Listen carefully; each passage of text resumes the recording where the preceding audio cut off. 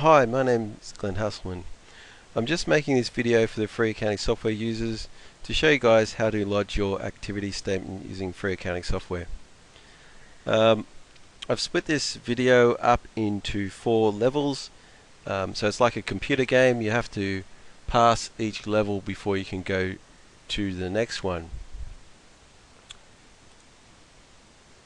And since it's like a computer game, I've got the backstory here.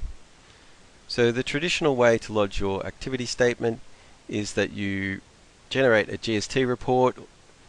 It tells you the transactions you've entered and how much GST is on each one, and then you go to the ATO business portal and type that in and lodge it.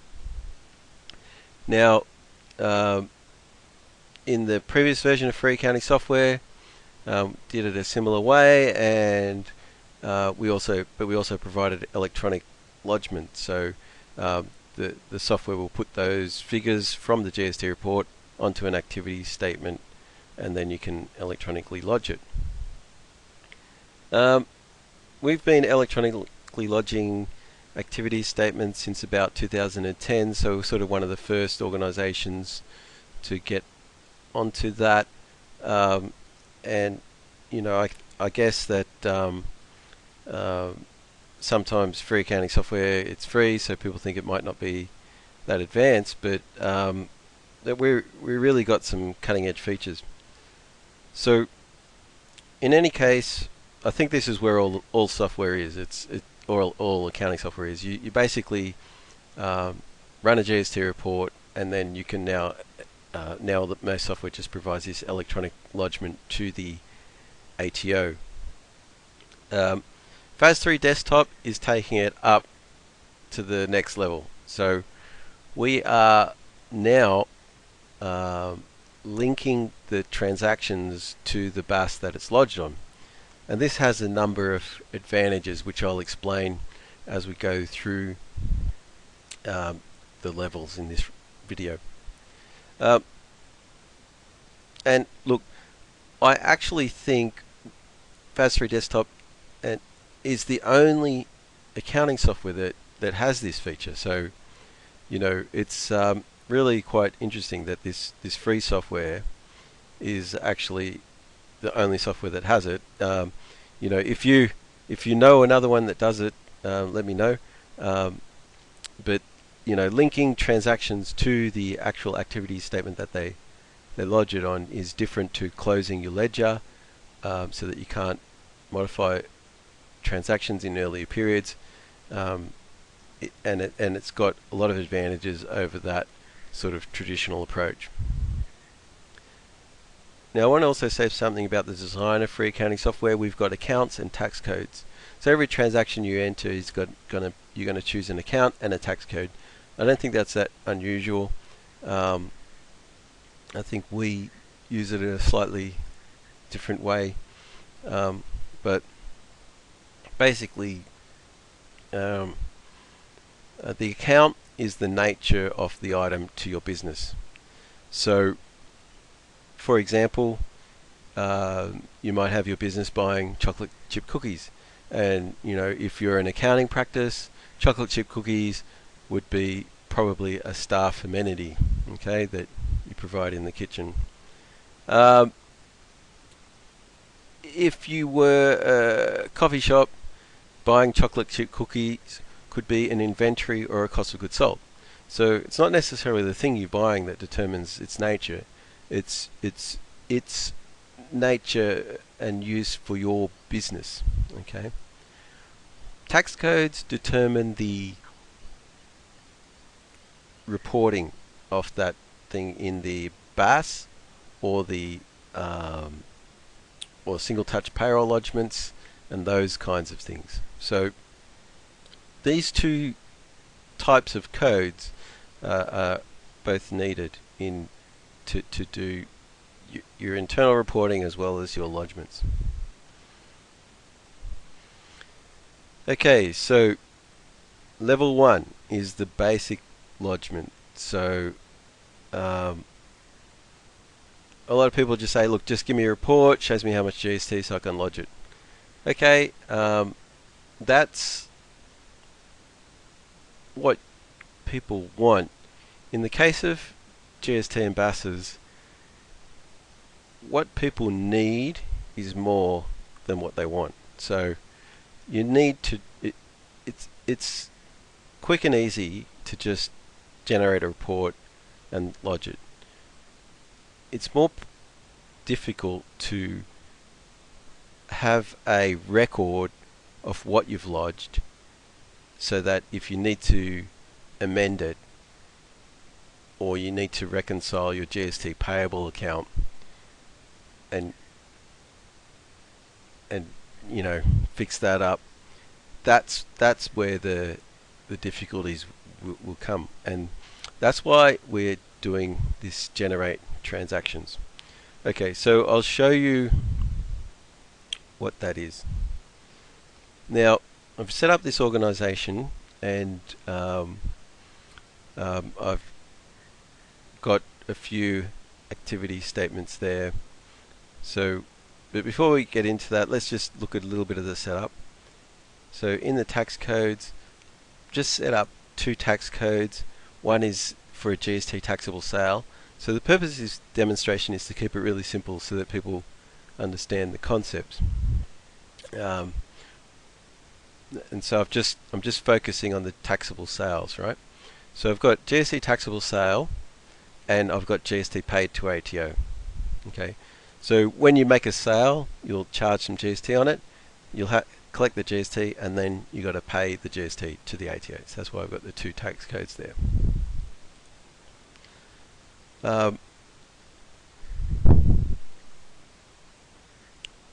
If you're using FAS3 desktop and it's not linked to BASOF hosted data, you won't need the GST paid to the ATO because you don't do that step of the process.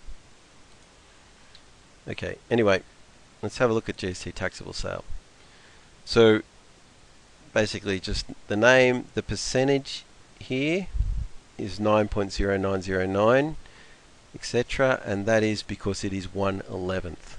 Okay, so in free accounting software, there's an amount on each transaction line, and the amount is the amount that you are paying or receiving, okay, or intending to pay or receive in the case of a sales invoice. Okay, so that amount is inclusive of GST. Active is set to true. Classification reference is liability, and that's because when you make a sale, you collect GST and you have to pay that to the ATO, so that's payable to the ATO, which is a liability. The BAS classification is GST taxable sales. So that tells the software that the gross amount, or the amount, is going to go on the BAS at GST taxable sales, and the tax amount is going to go into the BAS at GST payable. In the previous version of free accounting software, there was actually two classifications for the BAS, and that is one BAS classification for the gross amount, one for the tax amount. But I've simplified that here, and it didn't seem to be that useful to have two different classifications. Anyway, so this is set up as a taxable sale. Okay, quick look at the accounts. So I've only set up two accounts here, and I'll explain this other one later. So we'll just focus on the sales revenue. So sales revenue is a income account. Active is true, and the default tax code is GST taxable sale. So that's the default tax code. When you enter a transaction, that will automatically pop up, but you can override that and put another tax code. Okay, so now let's look at the transactions I've entered. I've entered these on the sales worksheet. This organization here that I've set up is set up as a BASOF hosted file. So it is a cloud file, and when you create an organization, you can choose whether you want a cloud file or a desktop file. If you've got a desktop file, you won't have the cash worksheet, for instance, because there is no balance sheet. It's just one page for your sales, one page for your purchases. And so there's a couple features I'm pointing out in this video that you won't be able to access, but the video, I'll point out where that is, and it should be useful to both free accounting software desktop users as well as the BASOF users. Okay, so in this sales worksheet, you can see that I've entered a bunch of sales spanning from June 2019 through to March 2020. Okay, and I'm going to demo the June BAS and a few more of the BASs as well.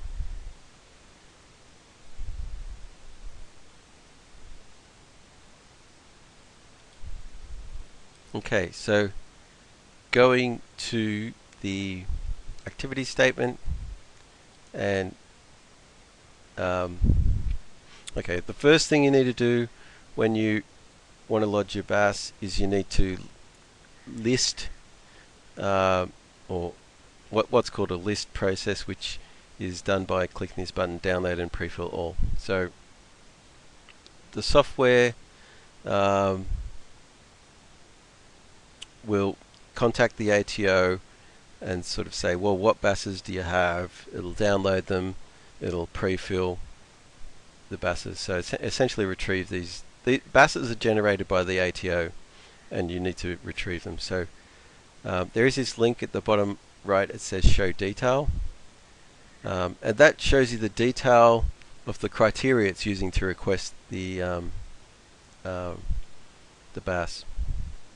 Now, the start date and end date come from your My Business Details page. So in that page, you set up a financial year, the start of the financial year, end of the financial year, and this page picks up those dates.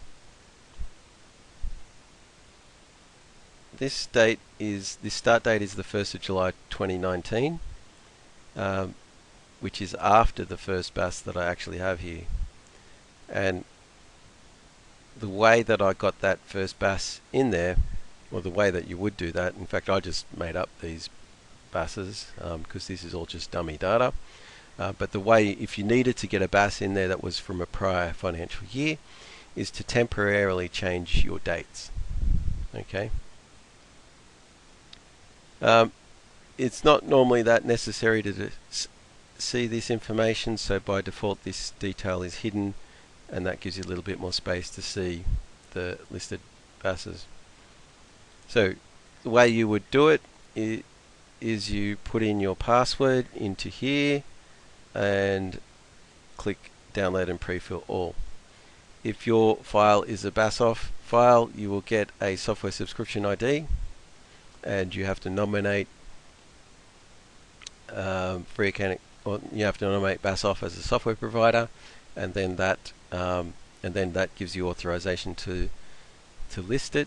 If you're using FAS3 desktop, you will have a select box here to select your machine credential, and then the password you type in is your machine credential password, not your FAS identity password. Okay, I've already done this process, and so you don't need to do it again if you've already got it listed. Okay, so I'm going to do this June 2019 activity statement, so I'm just going to double click on that one. Now, when you first open the activity statement, it takes you to a page with no transactions listed. Okay, so you have to generate the transactions, and that's done by clicking this button, generate/regenerate transactions. Okay, there's one parameter to the process of generating transactions, and that is this thing here. It says include unreported transactions for X additional months. Now, we're on level 1, so level 1 means we're going to select none. Okay, I'm going to explain what these other options are in another level. Okay, so no additional months means that it's going to generate the transactions that relate to this quarter of this BAS. Plus, it's not going to look back in any previous months. If you are on level 1, you just have to select none. Okay, that is not actually the default option, so just select none and then click generate transactions. Okay, now it has brought in the 2 sales that I've put in for June. Okay, and you'll get purchases listed here, you'll get salaries and wages, and fuel tax credit or whatever else you need. But in this demo, I'm just doing the sales. You'd review this information, check that you're happy with it, and then if you're happy, click the link at the top here to go to the Lodge page. On this Lodge page, it displays the amounts. Okay, you again just check that it's correct, tick the box to agree to the declaration, and put your name in, and then again same process with lodgements, put your password in and click lodge. There is a save no lodgement and a pre-lodge. I think it's not really that useful to do either of those things. You would probably just, once you're happy with it, go straight to lodge.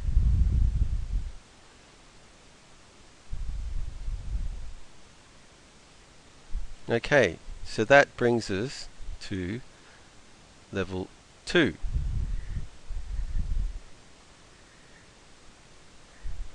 So level 2 is, alright, what happens if I've lodged my BAS, but when I'm doing my next BAS, I realize I missed out a transaction from the prior quarter. Okay, so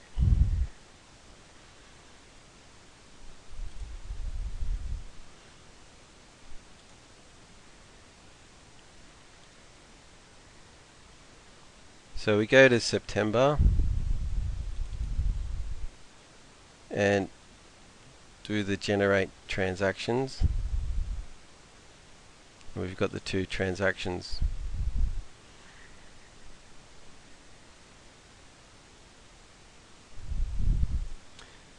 Okay, now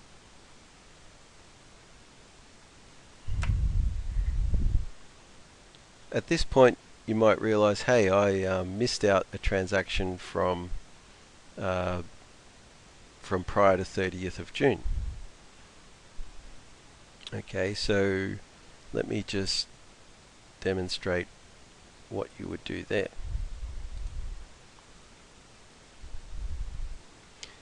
You would go and enter the transaction.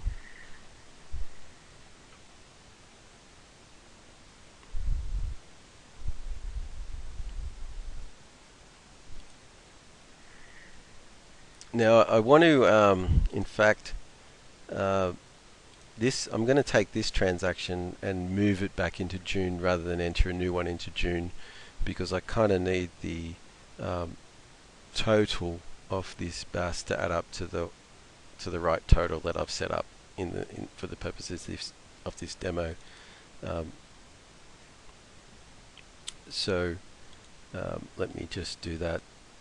So let's say this was on the 12th of June, and that was actually a June 2019 sale that was forgotten, or that was missed. Okay, for some reason you'd forgotten about that.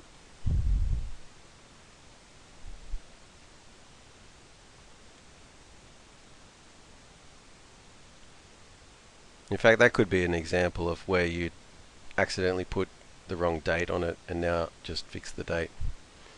Okay, so going back to the BAS and going into the September BAS, those transactions are still there. In fact,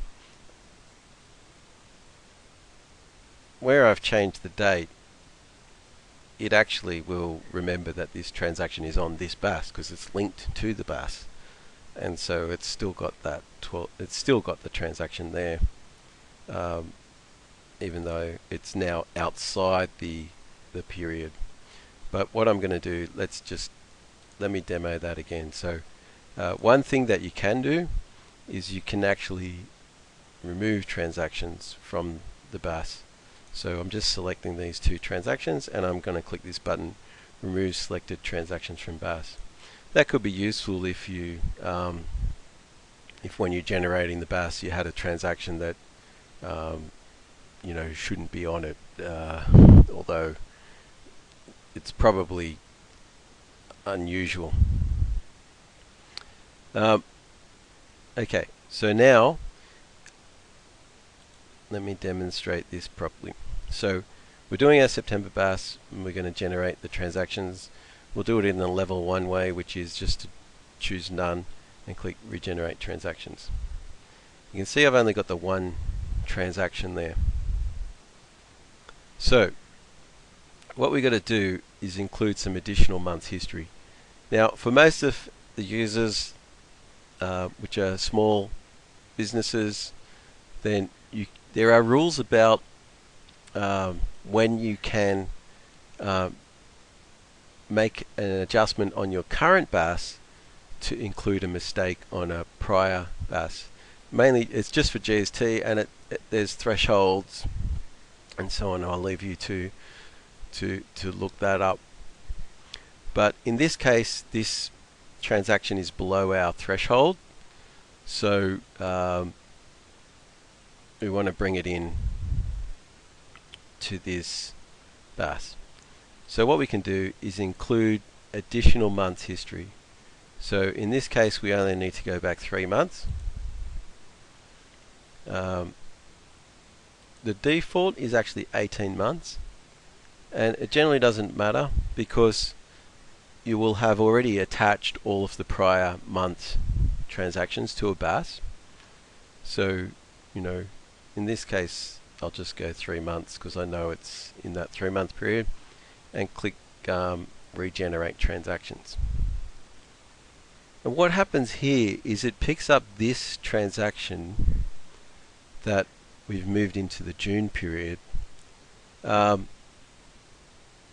even though it's outside the date range. But it doesn't pick up the other transactions that were in June because those other transactions are already linked up with that June BAS. And the software knows which ones they are. So in this case then,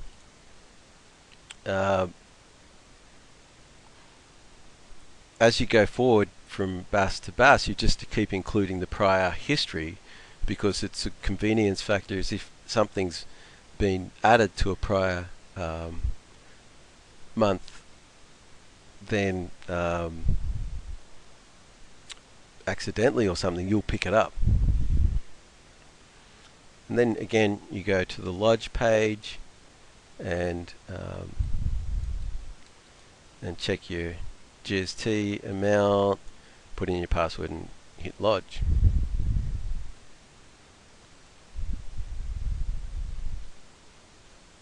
Okay, so that I think completes level 2.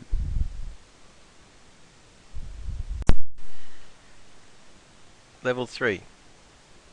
Okay, level 3 is to manually reconcile the GST and other tax accounts. Now, if you're using FAS3 desktop with the locally hosted file, you don't have a balance sheet, so there is no reconciliation of the GST. And FAS3 desktop is intended for small businesses which are small enough to keep this GST under control, just using the features I've demonstrated in level 1 and 2. However, I think it would be interesting for people to see this because it'll show you what's available, with if you were to upgrade to FAS off, and uh, and reconciling. You're having a balance sheet and reconciling in GST payable and the um, features that go with that. The other thing I probably should say is that this is an intermediate kind of level. Manually reconciling your GST is actually something nobody would do because of the volume of transactions going into this account. It is actually to reconcile this account on a transaction by transactions basis would take a while, and in a lot of cases would be completely impossible. So this is to demonstrate the concept before we get to level 4.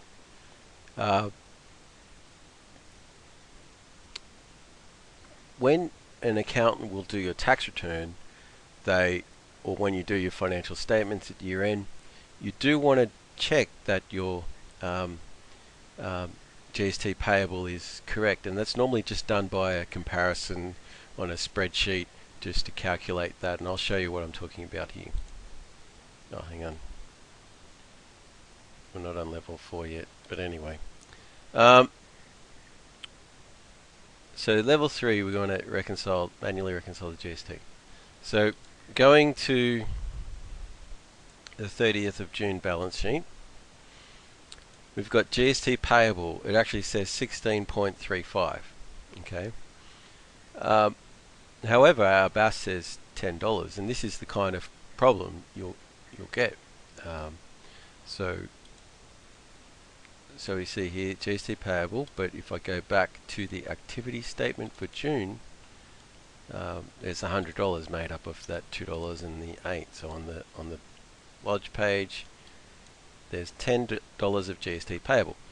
So I think a lot of business owners don't actually make the connection between, GST payable on your BAS is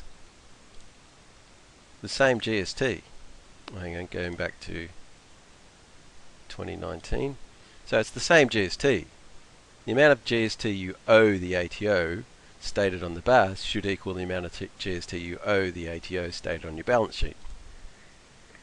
Now,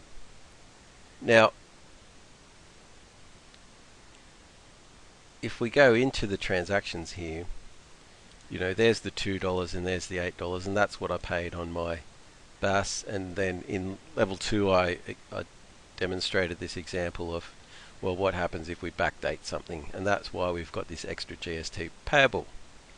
So we already know why the GST payable on the balance sheet here doesn't tie up exactly with the BAS.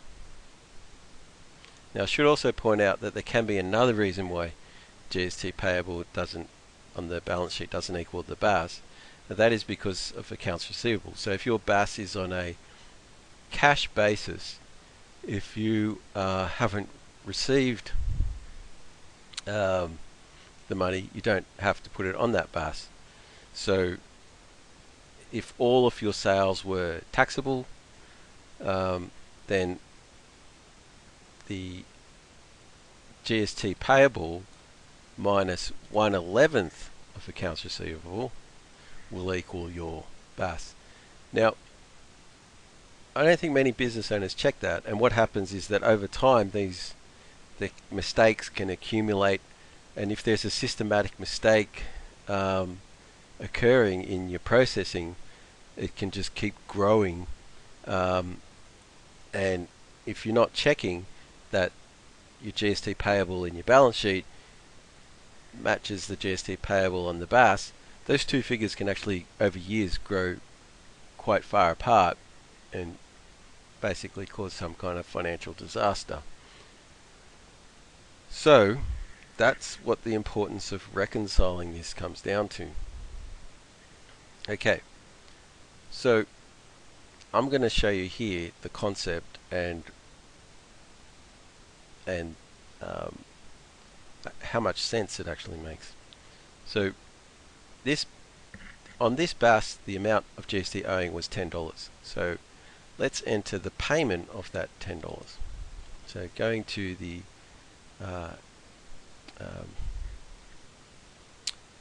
cash worksheet, if you're using FAS3 Desktop, with a locally stored file, you'd do this on the purchases worksheet.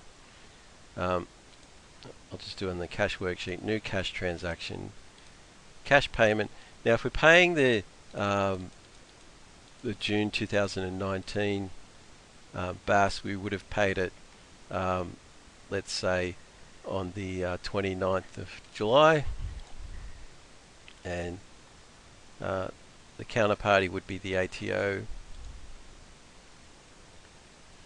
Payment of June 2019 BAS, and we're paying $10, and we use this tax code GST paid. Oh no, not the account. In fact, the account is a little bit irrelevant. I'm just going to put BAS roundings because that's what I've already got set up, but that's actually a bad account for this. I normally have a GST payments account. It doesn't really matter what you put in, and I'll explain that in a moment. But the tax code is GST paid to ATO, and the tax amount is 10. Okay, so why doesn't it really matter what account you put in? Well, the net amount is what goes to the account. So the net amount in this case is 0 because we've got an amount of $10 and a tax amount of $10. So amount 10 minus tax 10 equals 0. And so this account will just get a 0 in it. I recommend setting up a GST payments account, let's say, and that can just sit in the balance sheet in the liability section and just have a bunch of zeros in it. And the reason you want it separate is that if there was something that's not 0, you don't want to hide it. You want it to be visible so that you could, because if it was not 0, there'd be an error and you want to fix the error. Anyway, the other thing I should point out here on recording this payment is that normally you would, add a line and you would have a minus, let's say 8 of GST received from ATO. Okay, so you normally split the payment into its components, but I'm just demonstrating the sales side of things here. So, okay, let me just save that. And let's go and reconcile this GST payable account. So we go to the balance sheet, change the date back to June 2019. We've got the 1635. Go in there. Okay. Now our payment is not here because our payment is in July. Okay. So we have to go forward by at least 1 month and update this report. Okay, hang on. Go back to the balance sheet. Okay. Balance sheet, 31st of July, and then go into GST payable. Alright, well that was a little bit of a trap. There's actually a technical reason why it didn't display in the first instance, which is that I'd already gone into this account, or I went in on 30th June. Anyway, this is going to be complicated. I went in dated 30th June, which was only one tax code that applied, which was the GST taxable sales. So it was showing me GST taxable sales, whereas this transaction is not GST taxable sales, that is GST paid to ATO. Yeah, okay, I didn't want to get that complicated, but anyway, now that we've got to the right place, we've got we can reconcile this account by selecting the transactions that were on the BAS and the payment of that BAS. So we can see that the total selected amount is 0. Okay, so reconciliations in free accounting software involve grouping transactions up to add up to 0. Okay, and then click this reconcile selected transactions. Now what this is now showing to us is a more simple explanation of what GST payable is at the 31st of July. GST payable as at the 31st of July, which is 1 month after the balance date for the activity statement, is $6.35, which is this one transaction that we forgot to put on our June BAS. Okay. Now,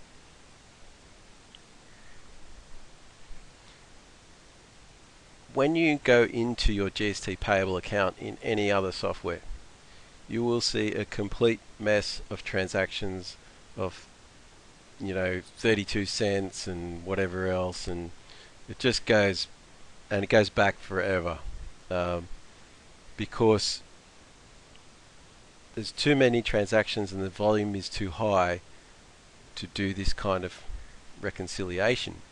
However, what the transaction linking does is allows us to do it. We've done it manually here. Next level I'll show you how to do it automatically. But what I want to point out here is how simple this account becomes, because you can just see exactly what you're currently owing the ATO. If we go back to 30th of June, we can see we owed the ATO for these transactions. If we go forward to 31st of July, we can see we owe them for that. Okay, so this level of clarity and this essentially reconciling this GST account to the cent is completely unheard of. Absolutely never seen it done anywhere. Normally the reconciliations people do, they go, look, GST on the BAS said, $1,000. This thing says GST payable says 1,050, and that's about as close as we can expect to get. Then they actually write off the difference. So, this is incredibly outstanding to do this to this level. Now, I'm going to alright, so that's the basics behind reconciling this GST account. Now the next stage is level 4.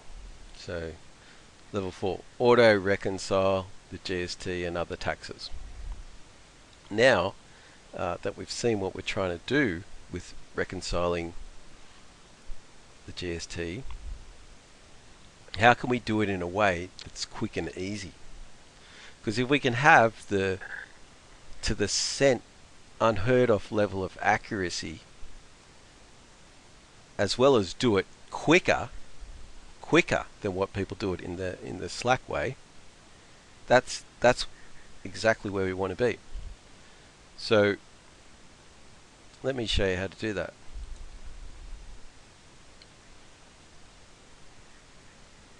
Okay, so let's have a look at the September figures.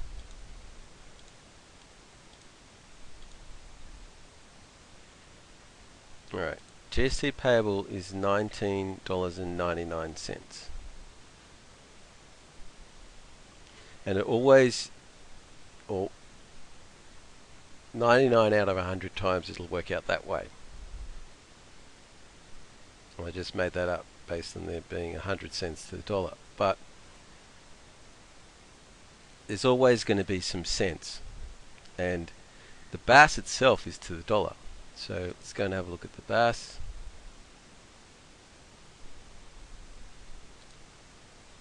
September 2019.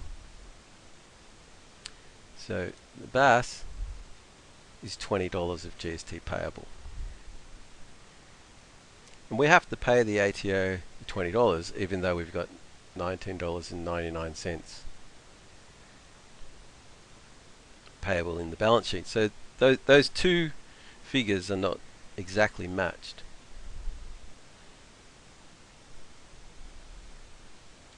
So again, let's just have another quick look at the balance sheet. I want to show you something else. Let's have a look at the detail there.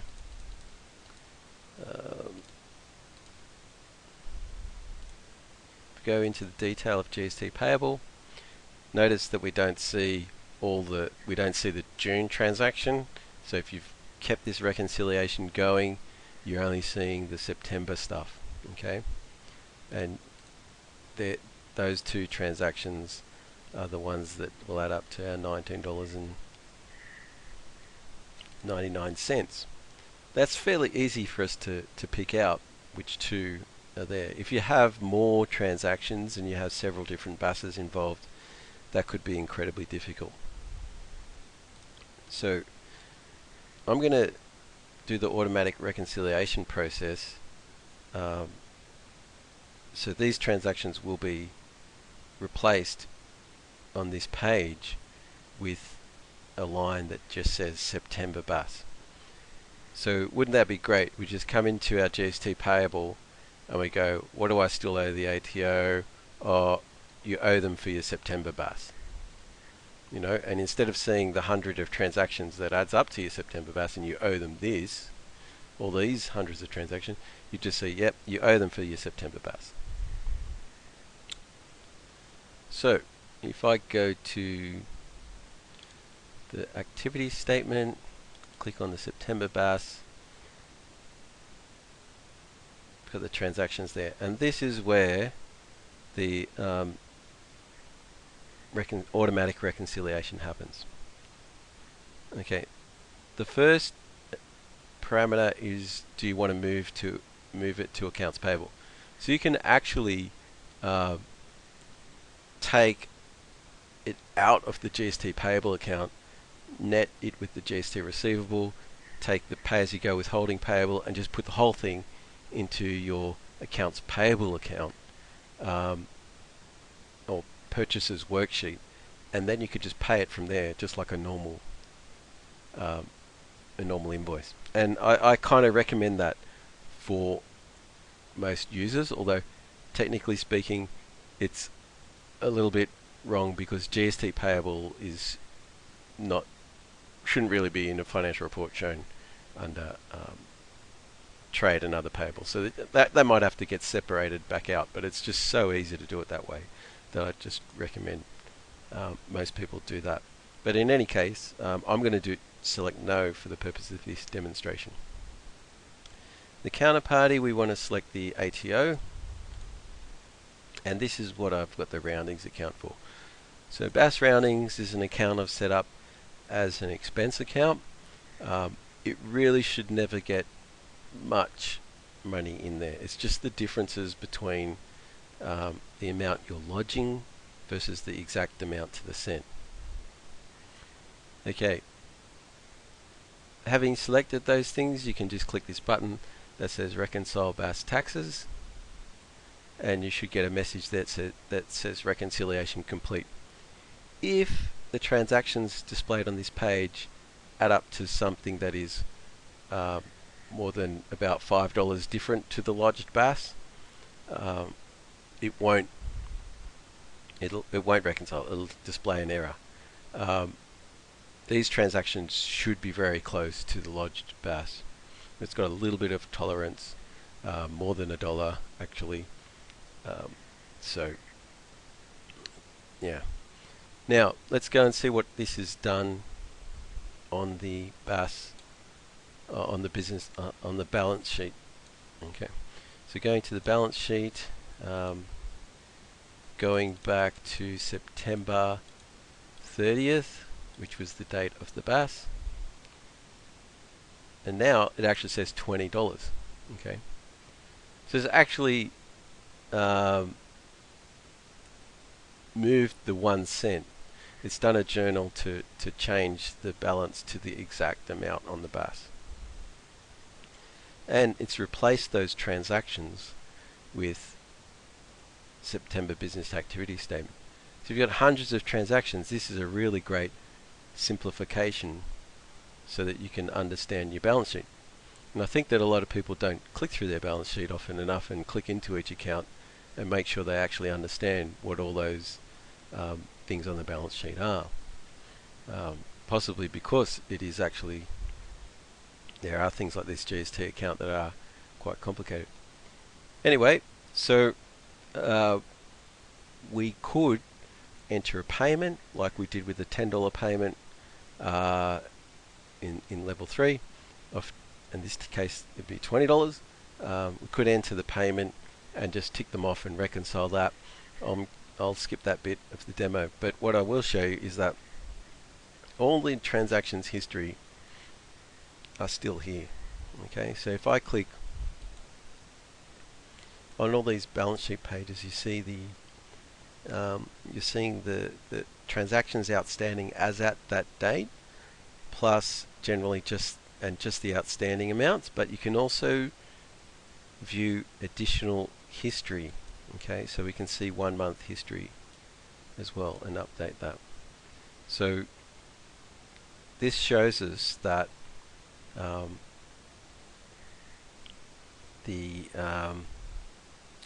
we can get back to seeing all these transactions, and what it is this group here, this reconciliation number 6 group, which is the first 3 transactions. The maximum date of the maximum transaction date of that reconciliation group is the 30th September, and the total of them all is 0. So because all those transactions add up to 0, the software knows that it doesn't need to display those transactions so that the total will add up to what is the actual balance of that account. So it hides them by default. So those 3 transactions have been reconciled against this positive $19.99, and then a minus $20 has been put in there. If I double click on the transaction, you can see what it's done here. It's done a journal to move the $19 or move the 1 cent into this BAS roundings account. It's actually done it by a positive $19.99 and minus $19.99, and the tax amount is 20. So again, because amount minus tax amount is the net amount, so 19.99 minus 20 is a positive 1 cent, and that's what will go into this BAS roundings account. You don't need to actually think through that detail every time you do the reconciliation, of course, but in the profit and loss, let's go and have a look. We'll have BAS roundings of 1 cent. So it's put the 1 cent transaction into this account. There's a couple other things. Alright, that's the payment I did before, and there's the 2 lines of that journal with a total of 1 cent.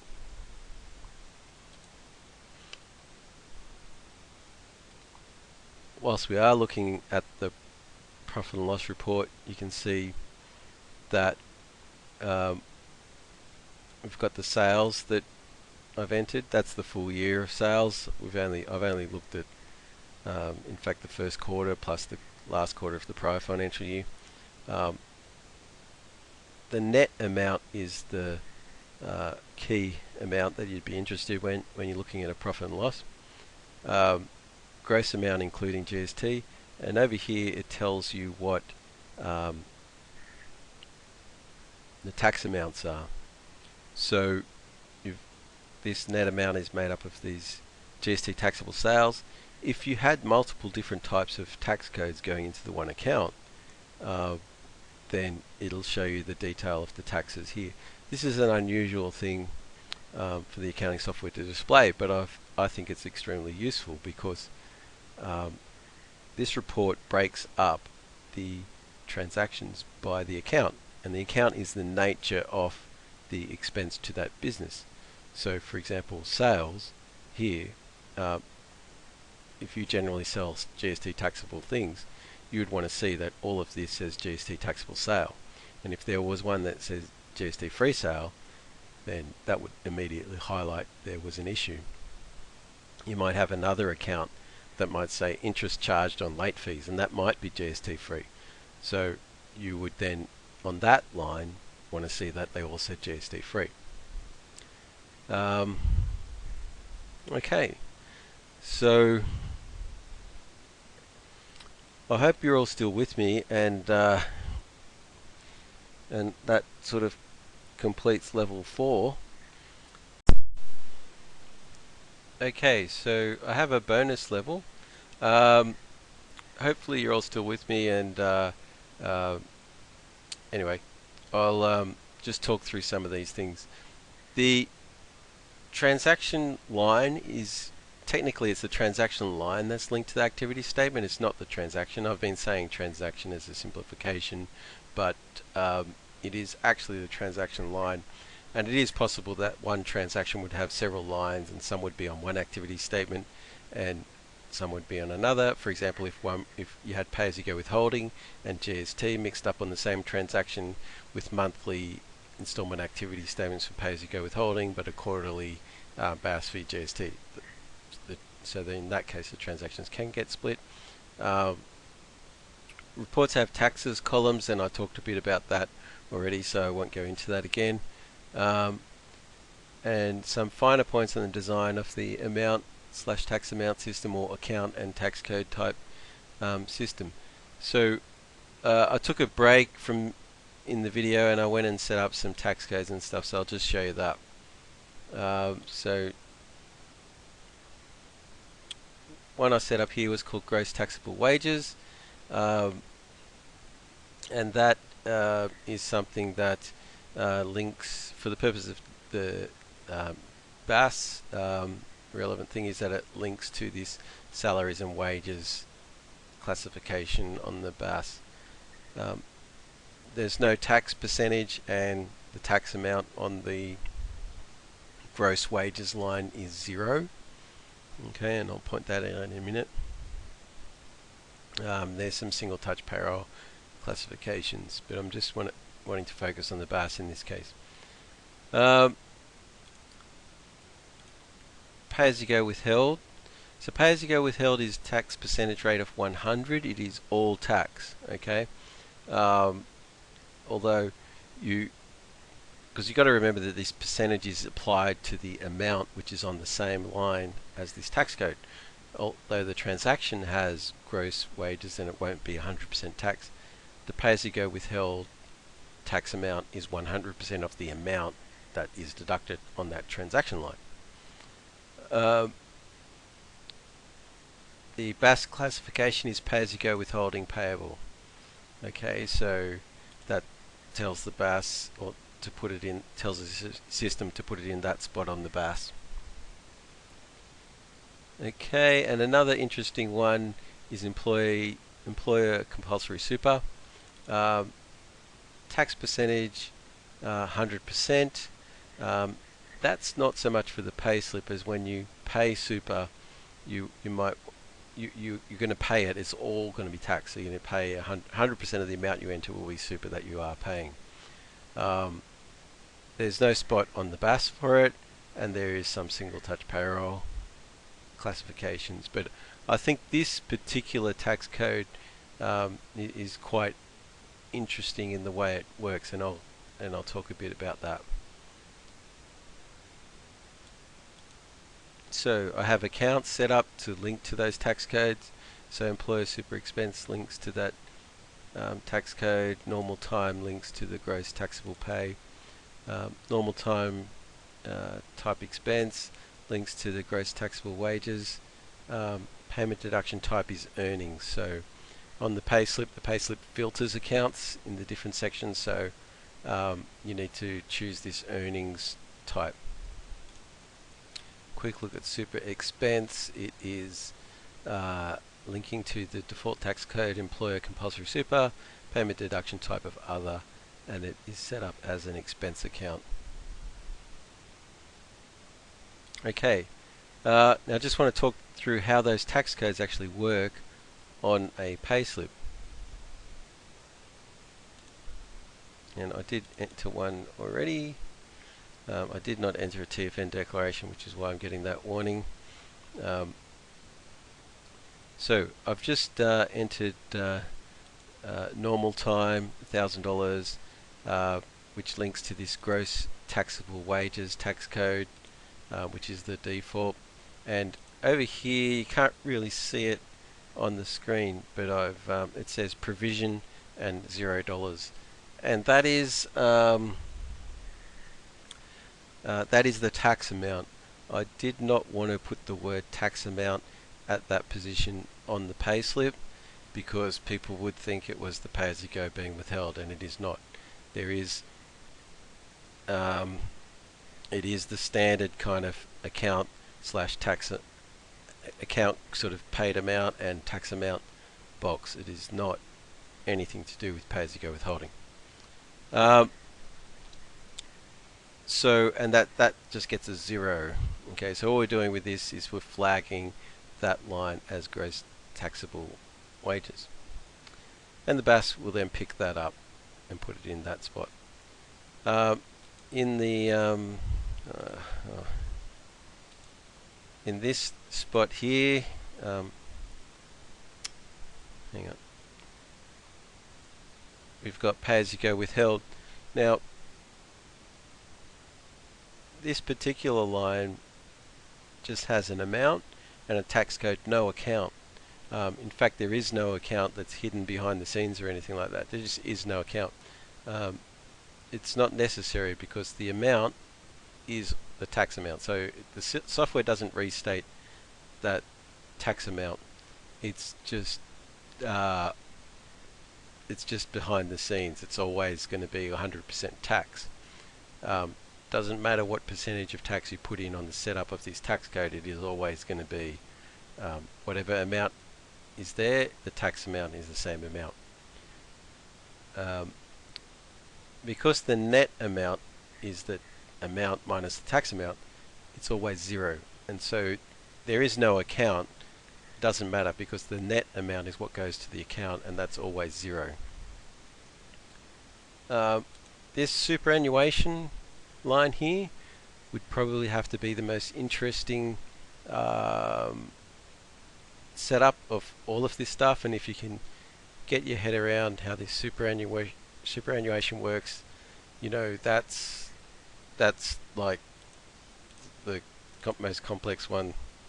I spent a long time designing or working out how I was going to do this, because what I wanted to do is that when we do a PDF of a transaction, you know, every line on the transaction would make sense and there wouldn't be any hidden or magical kind of behind the scenes stuff going on. But this superannuation line, so I just wanted to have, like, you know, one spot on the payslip where you enter super. But that superannuation line is trying to do two things. We are trying to record a debit to the expense, and we're also trying to record a credit to the super payable. So, because the employee is not actually getting paid any super right now on this transaction, what we are doing is making a provision for superannuation to be paid later. We need to do that on the payslip because we actually want to show the employee how much super they've become entitled to on the payslip. So,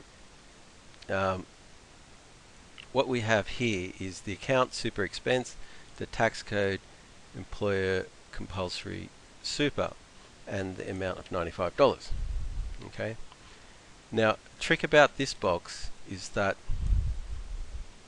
what it's displaying you is the reverse of the tax amount. The actual tax amount is minus 95 because it's a payable, and in free accounting software, payables get negatives as credits. So I reverse the sign on this box because I think it's far more natural just to give the employee and show it as a positive 95. But behind the scenes, it's actually a credit going to the expense account of $95. So what is the amount? Well, the amount on this line is 0. We are not paying the employee anything on this transaction for super. So if the amount is 0 and the tax amount is minus $95, well then the net amount is 0 minus 95, which is a positive 95. That is a debit. So this one line on the transaction is debiting the expense account by $95, and it is crediting the tax code by $95.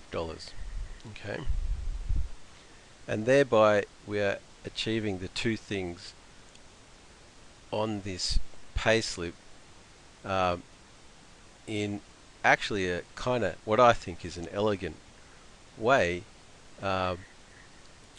and I don't think many people will really understand, have much of a deep understanding of how that works, but it's the bonus level, so I'm explaining it. Now, if we go to see how this works, we can go to the profit and loss and click into employer super expense, and you can see the $95 expense there, which is a gross of 0, and as I said, a tax of minus 95, meaning the net is positive 95. And then go to the balance sheet and have the superannuation payable. So one thing here is on the balance sheet, because I'm using the accounts and tax codes and collecting amounts or values, let's say, against each of those things, not every line displayed on the balance sheet is actually an account. A lot of them are tax codes. In fact, because I've just done a pretty minimal setup here, none of these things here on this balance sheet are actual accounts. Accounts receivable is the sales worksheet, cash at bank is the cash worksheet, accounts payable has got nothing in it anyway, but that's your payable worksheet. Super payable is that tax code, GST payable is actually the two tax codes, pay-as-you-go withholding payable is the tax code, salaries and wages tax code is tax code, and retained earnings is a calculated thing. They sort of serve the purpose of being accounts, but technically they're set up as well, some of them are set up as tax codes. So we go into super there, we've got the tax amount. So in this case we've clicked into a tax code, the relevant amount is the tax amount, okay, and that is a minus 95, which is a credit. So that is I think that completes a pretty in-depth look at the FAS. I hope people followed enough of it to get it working, but you know, I guess as you get some experience with the software, you can come back and maybe, you know, progress to the next level. Alright, I hope it's been useful to you, and thanks for watching.